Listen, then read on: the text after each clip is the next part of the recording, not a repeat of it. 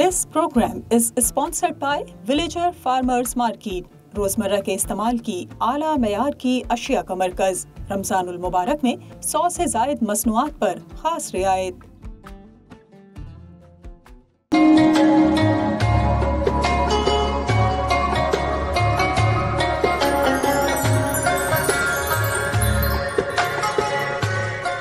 अऊज़ु बिल्लाहि मिनश्शैतानिर्रजीम बिस्मिल्लाहिर्रहमानिर्रहीम।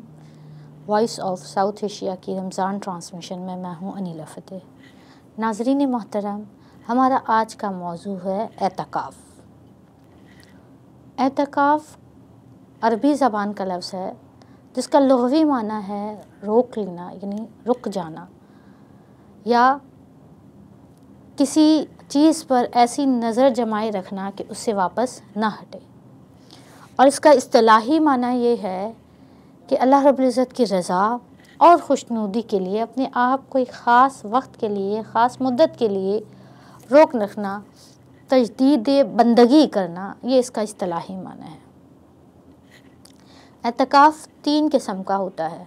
पहला एतकाफ़, अगर हम बात करें तो एतकाफ़ वाजिब, यानी वो एतकाफ़ होता है कि जब हम कोई नज़र या मन्नत मान लें कि अगर मेरा फ़लाँ काम हो जाए तो मैं 1 दिन का या 2 दिन का, या जितना आप मन्नत मांग सकें, ये नज़र मान लें कि अगर मेरा फ़लाँ काम हो गया तो मैं 1 दिन का एतकाफ़ करूँगा, तो ये वाजिब एतकाफ़ है।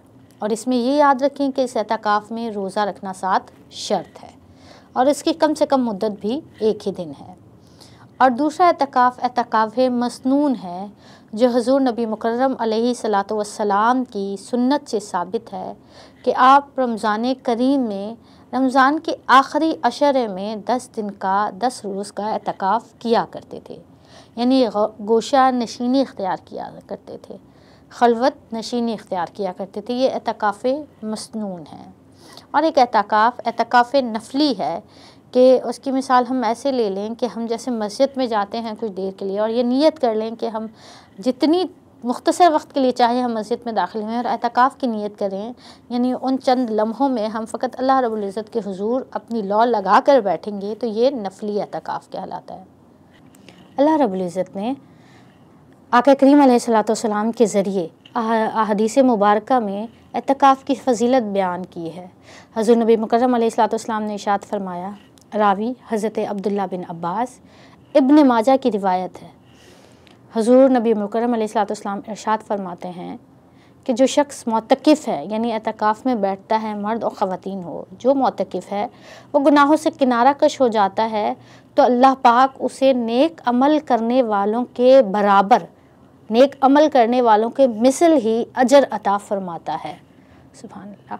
और एक और हदीस में आता है, हज़रत अब्दुल्ला बिन अब्बास ही रावी है, आप फरमाते हैं कि आका करीम अलैहिस्सलातु वस्सलाम ने इरशाद फरमाया कि कोई भी शख्स चाहे 1 दिन का ही एतकाफ़ करे, यानी जैसे हमने नफली एतकाफ़ का जिक्र किया अक़साम में एतकाफ़ की, तो आका करीम अलैहिस्सलातु वस्सलाम ने इरशाद फरमाया कि कोई शख्स चाहे 1 दिन का ही एतकाफ़ करे तो हुज़ूर नबी करीम अलैहिस्सलातु वस्सलाम ने इरशाद फरमाया कि अल्लाह रब्बुल इज़्ज़त उसके और दोज़ख के दरमियान 3 खंदक खोद देता है। 1 दिन के एतकाफ़ में अल्लाह पाक 3 खंदक खोद देता है। और रिवायात में आता है कि उस खंदक का जो फासला है वो इतना है कि मशरिक़ से लेकर मगरिब तक, यानी वो इतनी लंबी है कि मशरिक़ से मगरिब तक तीनों खंदकें अल्लाह पाक ऐसे खोद देता है। तो सुभान अल्लाह कि जो शख्स एतकाफ़ में बैठता है, अल्लाह रब्बुल इज़्ज़त उस पर कितनी इनायात फरमाता है कि उसे नेकोकारों जितना अजर भी अता फरमाता है, उसे दोज़ख से भी दूर कर देता है। और एक रिवायत में है, हज़रत अली इब्न हुसैन, इमाम हुसैन रज़ियल्लाहु तआला अन्हु से रिवायत करते हैं, इमाम हुसैन फरमाते कि आका करीम अलैहिस्सलातु वस्सलाम ने इरशाद फरमाया कि जो शख्स अल्लाह की रज़ा के लिए, जो अल्लाह की रज़ा के लिए एतकाफ़ करता है तो अल्लाह पाक उसको 2 उम्रे और 2 हज का सवाब अता फरमा देता है। तो दर हकीकत एतकाफ़ है क्या? नाज़रीन मोहतरम, अगर हम अपनी ज़िंदगियों पर गौर करें तो हमारी ज़िंदगियाँ बेहद मसरूफ़ हो गई हैं। हमें एक दूसरे के लिए वक्त नहीं है। हम किसी के पास अगर जाना हो, किसी की इयादत के लिए जाना है, किसी की शादी अटेंड करनी है, किसी के गम में हमने शरीक होना है, तो हम ये शिकवा करते नज़र आते हैं कि वक्त की किल्लत है जिसके सबब मैं कम वक्त या बदेर आपके पास हाजिर हुआ। हमने अपनी मसरूफ़ियात ऐसी कर ली हैं कि हमें लगता है कि हमारे पास शायद वक्त नहीं है, जबकि हमें अपनी उन मसरूफियात को अगर कम करें, अगर देखें तो बेजा बहुत सारी मसरूफियत होंगी जो हमने अपने ऊपर मुसल्लत की हुई हैं। लेकिन अल्लाह पाक, शायर ने कहा है ना कि हम तो माइल बकरम हैं, कोई साइल ही नहीं। हम तो माइल बकरम हैं, कोई साइल ही नहीं, राह दिखलाए किसे, राह रवे मंजिल ही नहीं। यानी अल्लाह पाक की नज़र इनायत तो हम पर है, लेकिन हमने अपनी मसरूफियात का बहाना करके या दिगर कामों में ख़ुद को इतना उलझा दिया कि हम उस तरफ नज़र ही नहीं कर रहे। तो अल्लाह पाक तो हाजिर है, अल्लाह पाक तो मौजूद है, वो अपनी नायात, अपनी रहमत, अपना करम करने के लिए मौजूद है। और ये अल्लाह पाक की शान करीमी देखें, उसकी शान रहीमी देखें कि वो हम जैसों के लिए, हम गुनहगारों के लिए बार बार ये माह लाता है, बार बार ये दिन लाता है कि हम उसके हुजूर हाजिर हो जाएं, हम उससे ताल्लुक़ जोड़ लें, हम उससे निस्बत कायम कर लें। नाज़रीन मोहतरम, रमज़ान के अलावा दिगर अयाम में आप देखें तो हम शायद 5 वक्त के नमाज के लिए वक्त निकालते हैं, और वो भी इतनी तेज़ी के साथ पढ़ते हैं कि मसल्ला बिछाया, नमाज अदा की और फिर उठा लिया कि हमें कोई और काम याद आ जाता है। मगर अल्लाह पाक इन 10 रातों को, इन 10 दिनों को हमारे लिए फरमाता है कि जब अगर हम एतकाफ़ कर लेते हैं तो अल्लाह का ये हुक्म इसलिए है कि हम अपनी मसरूफियात, अपनी दुनिया, अपने जो जिस उलझन में हम पड़ गए हैं उससे थोड़ी देर के लिए, कुछ दिनों के लिए, कुछ वक्त के लिए क़ता ताल्लुक़ हों और अपने मालिक हकीकी से मिलें, उस खालिक के कायनात से मिलें जिसने हमें पैदा किया। हम अपनी उलझनों को दूर करके कुछ वक्त अपने उस रब के लिए निकालें कि जो हमें नाफरमानियों के बावजूद इनायात करता है हम पर, जो हम उससे बेशक दूर हो चुके हैं मगर वो फिर भी हमें अपने करीब होने का मौका देता रहता है। वो कभी हमें अपने दरबार से, अपने दर से, अपने करीब से दूर नहीं करता। तो ये उसका करम है। दर हकीकत एतकाफ़ इसीलिए आता है कि हम अपनी तमाम मसरूफियात को पसे पुश्त डाल कर उसके पास, उसकी बारगाह में हाजिर हों और फिर उससे ऐसा ताल्लुक़ कायम करें, हम महसूस करें। देखें, हम अहले ईमान का ताल्लुक़ अपने रब से है, लेकिन उस ताल्लुक़ को महसूस करने की ज़रूरत है। आज हम जब अल्लाह पाक से दुआ करते हैं तो वो ताल्लुक़, हम अगर यहाँ दुनिया में, हम बिला मिसाल, मैं एक मिसाल देकर इस बात को समझाना चाहूँगी कि अगर हमने अपने वालिदैन से बात मनानी हो या अपने बहुत करीबी दोस्त से मनवानी हो बात, तो हम उसकी मिन्नत समाजत करके, उससे प्यार करके, उससे अपने अंदाज में अपनी बात मनवा लेते हैं। तो वो रब तो बड़ा करीम है, उससे भी तो ऐसा ताल्लुक़ ही हो बिला मिसाल कि हम प्यार से, मोहब्बत से, नाज से अपनी बात उससे मनवा सकें। वो इसीलिए ये माह और ये दिन हमें इनायत फरमाता है कि पलट आओ, लौट आओ, रुजू कर लो, मेरी तरफ आ जाओ, क्योंकि हकीकत, असल वही है और हमने उसी की तरफ पलट कर जाना है। तो ये जो अल्लाह पाक ने फजीलत भी बयान की कि वो हम उसकी तरफ राग़िब हो जाएं, कि हम अगर एतकाफ़ में बैठेंगे तो घर बैठे अल्लाह पाक हमें 2 हज और 2 उम्रों का सवाब अता फरमाएगा। क्यों? अल्लाह तरगीब दे रहा है कि मेरे रास्ते की तरफ आओ। वो जो खंदक अल्लाह पाक ने खोदी, जिसका रास्ता मशरिक से मगरिब तक है, कि अल्लाह हमें दोज़ख से दूर कर दे, अल्लाह ये हदीस इसलिए बयान फरमा रहा है कि तुम मेरे करीब आ जाओ, तुम्हें रग़बत मिले मेरे पास आने की। तुम अपने मसरूफ़ औक़ात में से अपने रब के लिए कुछ ऐसा वक्त निकालो कि जब कोई ना हो, जब फ़कत अल्लाह हो और तुम हो, जब तुम्हारे दरमियान कोई तीसरा हाइल ना हो। हमने पहले अपनी नशिस्त में ज़िक्र किया था कि हम अब तन्हाई भी हमारी जो है वो मजलिस बन चुकी है, कि हमारे पास, हम तन्हा होते हैं मगर हमारे पास मोबाइल होता है, तो वो तन्हाई नहीं रहती। मगर एतकाफ़ में ऐसी तन्हाई, ऐसी खलवत इख्तियार करने का नाम है कि जहाँ फ़कत अल्लाह हो और उसका बंदा हो। फिर वो ऐसा ताल्लुक़ कायम करे कि वो ताल्लुक़ उसके बाकी 12 महीनों पर ऐसा उस पर असर अंदाज रहे कि वो 12 महीनों में उसी खलवत, उसी तन्हाई में ख़ुद को महसूस करे। जब हम एतकाफ़ में बैठे नाज़रीन मोहतरम, तो हमें ये नियतें करनी चाहिए। और दर हकीकत अल्लाह पाक ने एतकाफ़ इसीलिए इनायत फरमाया कि वह हमें दोज़ख से महफूज रख सके, और दूसरा उससे हमें लैलतुल क़द्र, इस आखिरी अशरे में मुक़द्दस पाक रातें, और ऐसी रातें कि जिनका, ऐसी रात अता फरमाई कि जिसका अजर और सवाब 1000 रातों से अफजल है। जो 1000 रातों से अफजल रात है, अल्लाह पाक ने हमें वो अता फरमाई। तो जब हम एतकाफ़ में बैठें तो पहली नीयत ये करें कि फ़कत अल्लाह के लिए, अपनी तजदीद बंदगी के लिए, कि अपने आप को अल्लाह का बंदा ज़ाहिर करने के लिए बैठे हैं। अल्लाह हम तेरे दरबार में तेरी रज़ा के लिए, तुझसे ताल्लुक़ को बहाल करने के लिए, तुझसे उन्स और मोहब्बत कायम करने के लिए बैठे हैं। एक नीयत ये करें। दूसरी नीयत ये करें कि अल्लाह पाक हमें दोज़ख से निजात अता फ़रमाएगा, क्योंकि हदीस पाक में है कि वो हमें जो एतकाफ़ के बदले दोज़ख से निजात अता फ़रमाता है।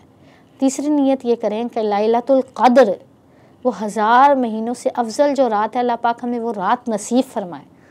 तो हम नीयत एतकाफ़ पर बात कर रहे थे। पहली नीयत का हमने ज़िक्र किया कि वो नीयत कि अल्लाह की रज़ा के लिए हम बैठे हैं, उससे ताल्लुक़ और बंदगी को बहाल करने के लिए बैठे हैं।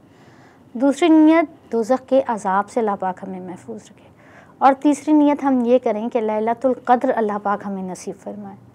हज़रत नबी मुकर्रम अलैहिस्सलाम अपने सहाबा के दरमियान मौजूद हैं और उनसे इरशाद फरमाते कि चंद अंबिया ऐसे हैं कि जिन्होंने 80 साल तक मेहनत और रियाज़त की है।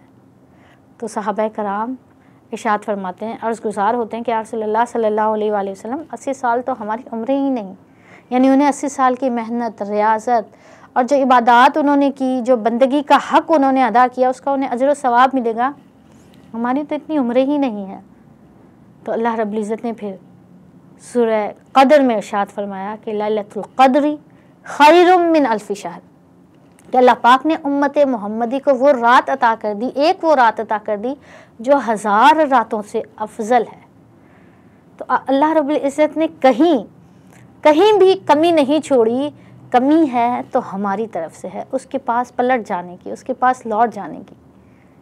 तो अल्लाह पाक ने ये रात, अजीम रात हमें अता कर दी। दर हकीकत एतकाफ़ इस रात की तलाश का भी नाम है कि वो रात जो 1000 रातों से अफजल है, उस रात में हम अल्लाह पाक के हुजूर हाजिर हो सकें। अल्लाह पाक हमें वो रात नसीब फरमाए।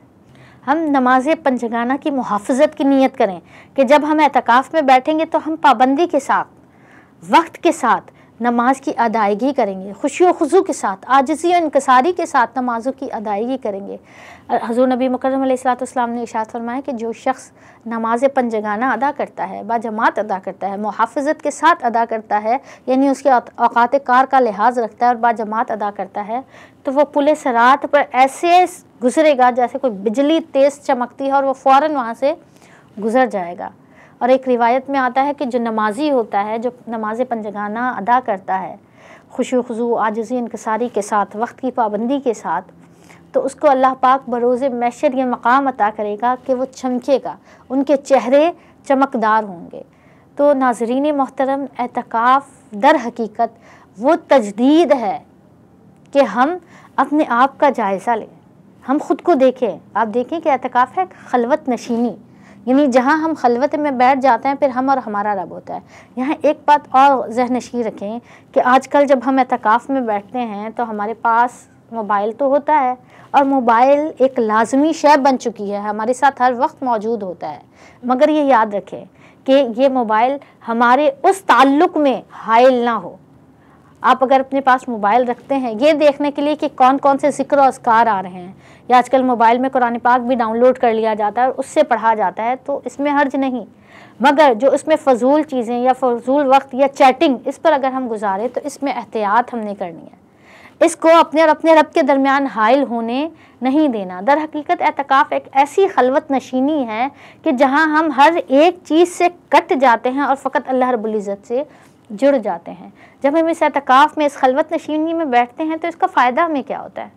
इसका फ़ायदा हमें ये होता है कि हम लग़्व गुफ्तगू से परहेज़ हो जाता है, बच जाते हैं, खामोशी इख्तियार करते हैं, यानी हम खामोश रहते हैं या हम अपना वक्त इबादत में गुजारते हैं, कुरान पाक की तिलावत करने। यानी हमारा मामूल ये होता है कि हम कुरान की तिलावत करते हैं, नमाज़ों की पाबंदी करते हैं, नवाफिल अदा करते हैं, दुरूद व सलाम, दुरूद पाक की कसरत करते हैं, हम नवाफिल नमाज़ें अदा करते हैं, ज़िक्र और अज़कार दिगर करते हैं, सलातुल तस्बीह का एहतमाम करते हैं।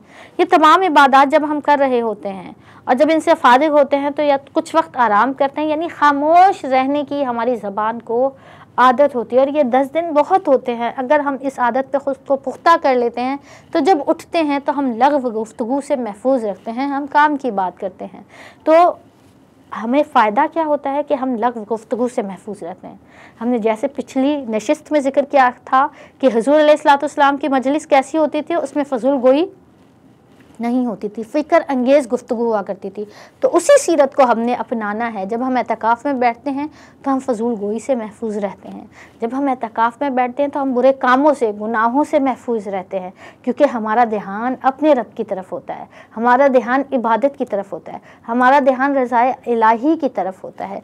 जब हम एतकाफ़ में बैठते हैं तो हम झगड़ों से बच जाते हैं। यानी बाज़ औक़ात जब हम घर में रह रहे होते हैं तो रूटीन में किसी न किसी बात पर किसी से तल्ख़ कलामी हो जाती है, हम उससे महफूज रहते हैं।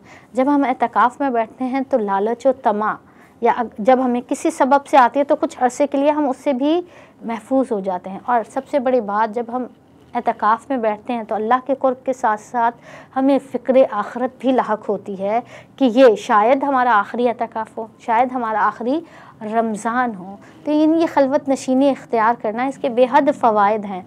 और अल्लाह ताला ने चूँकि इसकी फ़जीलतें भी बयान फरमाई हैं, तो इसका मकसद हमें अपने सामने रखना है। और वो मकसद, पहला मकसद रज़ाए इलाही है। हमने अपने आप पर, आप देखें कि हमें हमारी ज़िंदगियाँ बहुत मसरूफ़ हो चुकी हैं कि हमें अपने साथ वक्त गुजारने का मौका नहीं मिलता। हम ये नहीं सोच पाते कि जो हम कर रहे हैं या जिस रास्ते पर हम जा रहे हैं वो सही है या नहीं। हम जो आदतें हमारे अंदर आ चुकी हैं वो आदतें क्या आया तमाम सही हैं? क्या उन आदतों से किसी की दिल आज़ारी हो रही है? क्या हम किसी की हक तलफ़ी कर रहे हैं? क्या हम किसी के साथ ज़्यादती कर रहे हैं? क्या हम दीन इस्लाम का इल्म सीख रहे हैं या नहीं? यानी हमें अपने आप को जांचने का, अपने आप को परखने का मौका मिल जाता है। अपने आप के लिए एक राह हमवार और राह तयन करने का वक्त और मौका मिल जाता है कि हम अपने साथ, अपने रब के साथ कुछ वक्त गुजारें, जिसके सबब हम ये देख सकें कि ये दुनिया में जो कुछ हम कर रहे हैं वो हमें सही राह पर लेकर जा रहा है। क्या हमें वो आखिरत में महफूज रखेगा? या जो हमारी 11 माह की रूटीन है, क्या वो हमें आखिरत में महफूज रख सकेगी?